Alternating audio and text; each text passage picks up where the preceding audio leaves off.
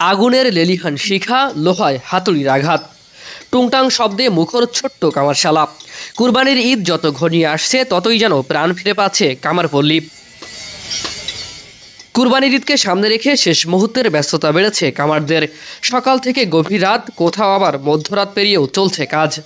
কামারশালা থেকে ভেসে আসা টুংটাং শব্দ যেন জানান দিচ্ছে ঈদ আর বেশি দূরে নয়।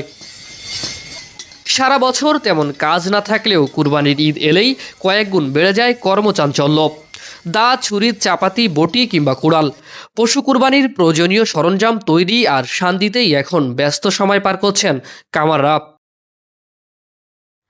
প্রথম দিকে বেচাকেনা কিছুটা কম থাকলেও ঈদের কয়েকদিন আগে থেকেই বাড়তে শুরু করে ক্রেতার ভিড়। তাই বছরের এই সময়টাতে কিছুটা স্বস্তির হাসি ফোটে কামারদের মুখে। এই ব্যবসাটা এখন তো আপনার অনেকটাই হারিয়ে গেছে ধরেন। যেমন যাদের টাকা আছে এরা মেশিন কিনা, এরা অনেক মেশিনে মাল বানাইতেছে। আসলে আমরা কামার, আমাদের তো এত অ্যাবিলিটি নাই। বসুন্ধরা টিস্যু, অশুদ্ধতার বিরুদ্ধে এক বিন্দুও ছাড় নয়।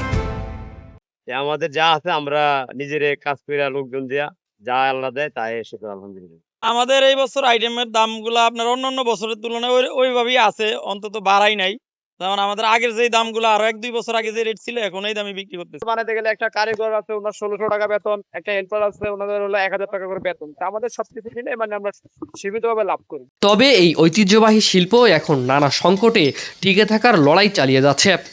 প্রয়োজনীয় উপকরণের দাম বৃদ্ধি, আর্থিক সংকট, আধুনিক যন্ত্রপাতির ব্যবহার আর নতুন প্রজন্মের অনাগ্রহে ধীরে ধীরে হারিয়ে যেতে বসেছে বহু পুরনো এই পেশা।